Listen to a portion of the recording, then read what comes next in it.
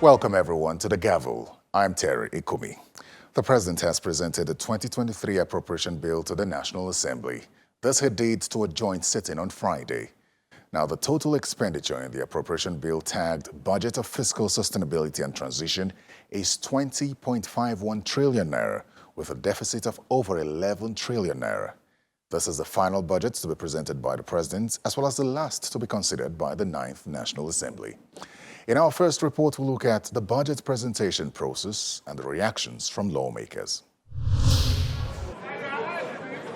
The Senate President leads senators into the House of Representatives' makeshift chamber as lawmakers await the arrival of President Muhammadu Buhari for his 8th and final budget presentation. The budget presentation is coming on the same day as the 2022 Appropriation Bill, which was presented on the 7th of October 2021. At exactly 10:07 a.m., the President walks in to a warm reception from the lawmakers.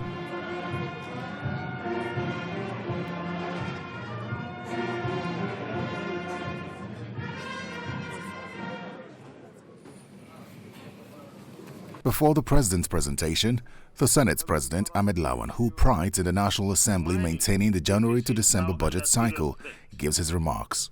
The large-scale and massive stealing of our oil is concerning, as this reduces drastically the revenues available to the government. With conflicting figures, projections have put our losses from this melee at between 700,000 to 900,000 barrels of crude oil per day, leading to about 29 to 35% losses in oil revenue in the first quarter of 2022. This represents an estimated total fall from 1.1 trillion naira recorded in the last quarter of 2021 to 790 billion naira in the first quarter of this year. The situation has worsened. Recently, the loss of our oil has reached 1 million barrels per day. Translated into monetary terms, our loss is monumental and deleterious. The figures show we are not able to meet the OPEC daily quota of 1.8 million barrels per day for our country. Mr. President, I consider the oil thieves the worst enemies of our country. The thieves have declared war on our country and our people. I strongly feel that we need to take the necessary measures to stop the thieves immediately. Otherwise, our economy will be completely devastated. Also, our efforts to provide the necessary infrastructure and diversification of the economy would both be thwarted. It is time to take drastic and desperate measures against the thieves. Then it's time for the main event, the presentation of the 2023 Appropriation Bill. But first, the President speaks about the performance of the 2022 budget so far. The sum of 8.29 trillion naira had been spent by July 31, 2022, out of the total appropriation of 17.32 trillion naira. Despite our revenue challenges, we have consistently met our debt service commitments. Staff salaries and statutory transfers have also been paid as and when due. Total non-recurrent expenditure in January to July 2002 was 3.24 trillion naira, of which 2.87 trillion naira was for salaries, pensions, and overheads. A total of 3.09 trillion naira was spent on debt service obligations during the period. The President elicits a reaction from the lawmakers when he asks them not to go against the rules. It has, however, come to my attention that government-owned enterprises liaise directly with relevant NASS committees to have their budget passed and issued to them directly. I would like to implore the leadership of the National Assembly to ensure that the budget I lay before here today, which includes those of the government-owned enterprises, be returned to the presidency when passed. The current practice, where some committees of the National Assembly purport to pass budgets for government-owned enterprises, which are at variance with the budgets sanctioned by me, and communicate such directly to the MDAs is against the rules and needs to stop, please.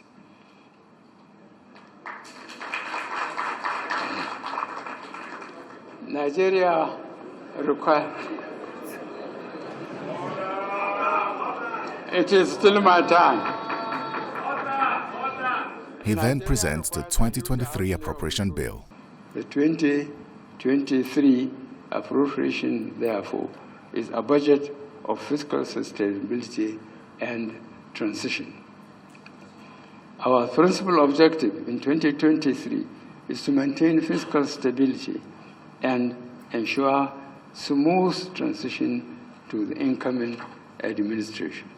Distinguished members of the National Assembly, the 2023 to 2025 medium-term expenditure framework and fiscal strategy paper sets out the parameters for the 2023 budget as follows. A, oil price benchmark of 70 United States dollars per barrel. B, daily oil production estimate of 1.69 million barrels, inclusive condensates, and of 300,000 to 400,000 barrels per day. C, exchange rate of 435.57 naira per United States dollar. And D, projected GDP growth rate of 3.75% and 17.16% inflation rate. Based on these fiscal assumptions and parameters, total federally collected revenue is estimated at 16.87 trillion naira in 2023. Total federally distributable revenue is estimated at 11.09 trillion naira in 2023, while total revenue available to fund the 2023 federal budget is estimated at 9.73 trillion naira. This includes the revenue of 63 government-owned enterprises. Oil revenue is projected at 1.92 trillion naira. Non-oil taxes are estimated at 2.43 trillion naira. Federal government of Nigeria independent revenue are projected to be 2.21 trillion naira. A total of expenditure of 20.51 trillion naira is proposed for the federal government in 2023. Of the 20.51 trillion naira proposed for 2023, statutory transfers stand at 744.1 billion naira. Non-debt recurrent expenditure is expected to go up 8.27 trillion naira. Capital expenditure 5.35 trillion naira. And debt servicing 6.31 trillion naira, while sinking funds will go up 247.73 billion naira. The president then seizes the moment to address the issue of the striking university lecturers. We expect the staff of these institutions to show a better appreciation of the current state of affairs in the country. In the determined effort to resolve the issue, we have provided a total of 470 billion naira in the 2023 budget from our constrained resources for revitalization and salary enhancements in the tertiary institutions. Distinguished senators and honorable members, it is instructive to know that today government alone cannot provide the resources required for funding tertiary education. And for one last time, President Muhammadu Buhari lays the 2023 budget. In concluding the proceedings, the Speaker of the House of Representatives assures of a speedy and thorough process as he speaks directly to the heads of MDAs. As we consider the 2023 Appropriation Bill, I wish to remind the heads of ministries, departments, and executive agencies that the National Assembly expects thorough accounting for previous appropriations, disbursements, and expenditures. Where such accounts are not forthcoming, we will demand them, and we will exercise the full authority of Parliament to hold to account those who fail to provide the records we need to make informed decisions on the appropriation bill. This is a priority for us as we wind down and begin compiling our service records for history and as a guide to those who will continue from where we stop. Just as the Ninth Assembly has reformed the appropriations process to ensure timely budget passage, we also intend to leave a legacy of transparency and accountability as a standard for the future. According to the President, 15.2 billion naira has been provided in the budget to scale up measures for safer learning environment in schools, just as defense and internal security have been given top priority. He promises that insecurity will be curtailed before the end of his administration, as he intends to leave a legacy of a peaceful and prosperous nation.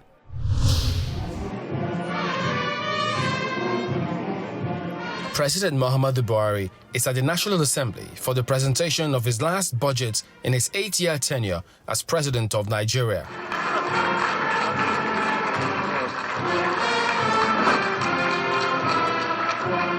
After the budget is laid, lawmakers trickle out of the makeshift chambers, and some of them say, despite the flag-off of political campaigns, the budget will be ready on schedule. I'm promising Nigerians that work starts immediately. From the meetings we've had with the Appropriation Committee, we're going to start working day and night to make sure that at the end of December, this budget will be out. I think, this administration has done well, laid a very good foundation, and I think it's a good budget for transition. So we are up for it, and I think it's going to be a good place for Nigerians to look forward to. On the borrowing plan to finance the huge deficit, another lawmaker calls for caution. We are in an election year. If we don't borrow, and then the election will not be held, it means that we must definitely allow money to be borrowed. But if the borrowing are for things that are not priorities for the country, I think some of us will stand against it. This lawmaker wants the federal government to take the big step on fuel subsidy. We advise that the subsidy should be removed totally. Subsidy is a pure scam.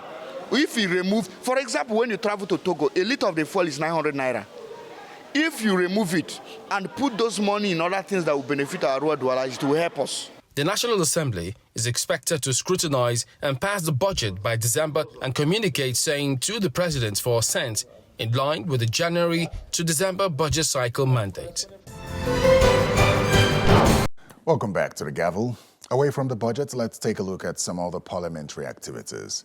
The Speaker of the House of Representatives is making a case for young people that would see them get involved in elections and improve their confidence in the system. We have details of that and the meetings between the Senate Committees on Works and Petroleum. Take a listen. On Monday, the Speaker of the House of Representatives, Right Honorable Femi Gbajabiamila, hosted young people at the National Assembly for a legislative mentorship initiative program intended to build the next generation of Nigeria's public sector leaders. Speaking during the opening ceremony, Mr. Gbajabiamila stated that efforts must continue towards improving the country's electoral processes, as election outcomes must reflect the will of the people, and citizens must have confidence that they can hold political leaders accountable through the ballot box. While speaking directly to youths regarding participation in elections, Mr. Gbajabiamila says when young people want to participate in politics but feel locked out of the process, their eagerness to participate doesn't wane. Instead, they become available to bad actors, manipulated and primed to become soldiers in a war of attrition against society. It is unrealistic to expect our nation's youth to commit to sustaining a democracy that hasn't lived up to their expectations. To nurture democracy in Nigeria, we must make a concerted effort to reconceptualize how we practice politics and how we govern. When young people want to participate in politics but feel locked out of the process, their eagerness to participate doesn't wane. Instead, they become available to bad actors, manipulated and primed to become soldiers in a war of attrition against society. When young people feel like their cares are not the concern of politics and the work of government does not advance their cause, such feelings lead to a dangerous cynicism about politics and government.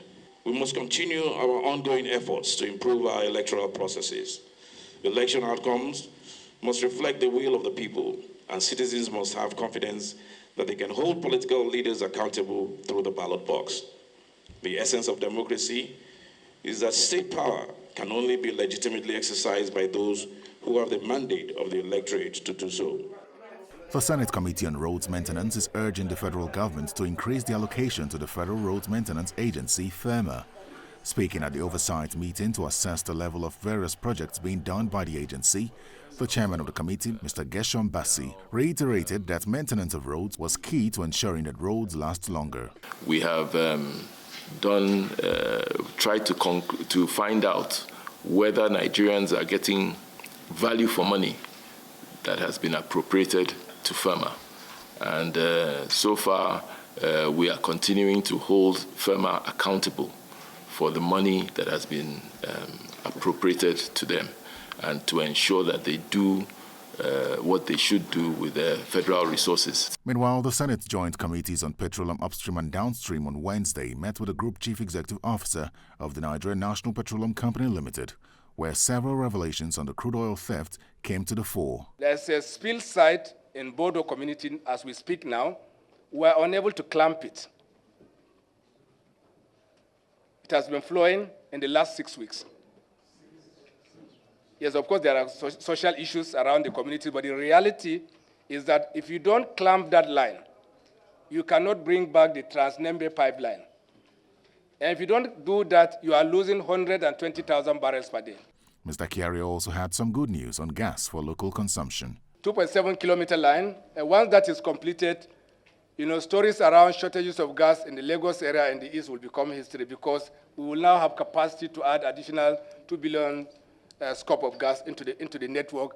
It will also enable delivery to the ongoing AKK pipeline, which is also at a very, very high level of completion. And we have promised that we'll deliver gas on this line by the first quarter of next year. The committee urged the NNPC to do more to stop oil theft and ensure more revenue from oil in the light of the economic challenges facing the country. Now, the Senate has approved the nominations of the 19 resident electoral commissioners sent in by President Muhammadu Buhari, despite allegations of partisanship against some of them. Our final report contains the details, as well as the debate on World Teachers' Day in the House of Representatives. On Wednesday, the Senate Committee on INEC presented its report and sought approval for confirmation of the 19 INEC resident electoral commissioner nominees as requested by President Muhammadu Buhari. While presenting the report, the committee chairman informed the Senate that all the 19 nominees, including those who were alleged to be partisan, were cleared. The nomination of Mohammed B. Noura from Yobe State is hereby confirmed as resident electoral commissioner for the Independent National Electoral Commission. Congratulations to all of them, and we wish them the best of tenure, and Nigerians will be looking up to them putting their best during the 2023 general elections. Meanwhile, in the House of Representatives, about an hour into Tuesday's plenary, a member, via a point of order on personal explanation, drew the attention of his colleagues to the World Teachers' Day and the need to ensure that Parliament does not ignore such an important day. I want to seek the leave of the House to suspend our relevant rules to enable us as a House to take a very important issue, knowing the fact that today is World Teachers' Day, for the House to recognize people that have made us who we are, and at the same time building the next generation. So I seek the leave of the House that if we can suspend our relevant rules so that I come on personal explanation on this very issue, sir. While the leader of the House considered the matter extremely important, the Deputy Speaker seemed to trivialize it and was countered by the Minority Leader. I agree with Honorable Bagos that this is a matter that is so germane and critical because it concerns a sector of Nigerian people that are very, very relevant and important to the nation, the teachers.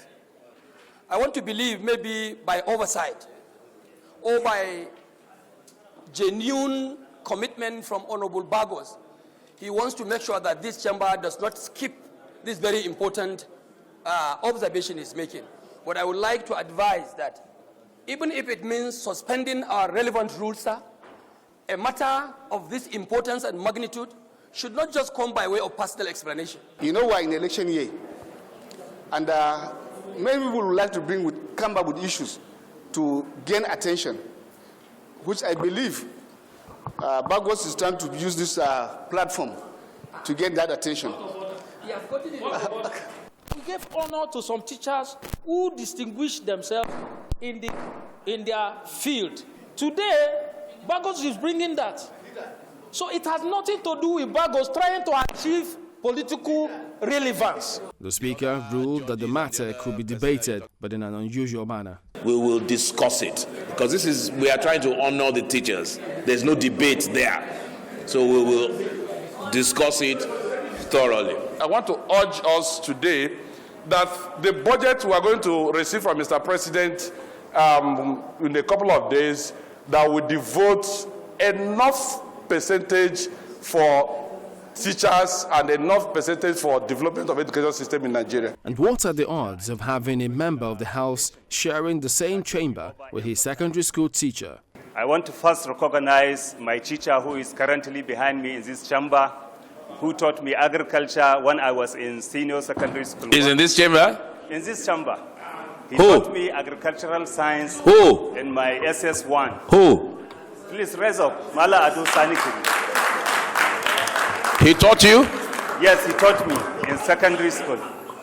So I just have to stand to recognize him.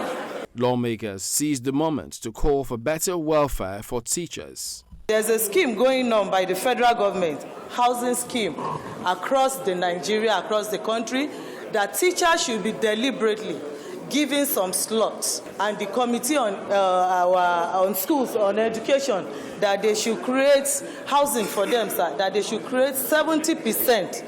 The debate ended with a minute of silence for teachers who have passed on and an applause for the living. May the souls of our teachers who are not here with us today rest in peace. Meanwhile, a bill to amend the Code of Conduct Act to insulate judicial officers from prosecution before being lawfully removed from office has scaled second reading in the House of Representatives. The bill seeks to prevent the arbitrary removal of judicial officers by the president or state governors. Sponsors of the bill, Bob Solomon, believes that besides securing the tenure of office of the judicial officers, it seeks to ensure the removal from office of judicial officers from office while they are undergoing trial. This bill now is meant to arrest a situation where a governor or president can, through the instrumentality of the Code of Conduct Tribunal, bring a purported judicial process to remove a head of court or, in fact, any judicial officer for that matter from office. And that's all the time we have. Thanks for watching. I'm Terry Ikumi. Remember to send feedback to the Gavel at channelstv.com. Goodbye.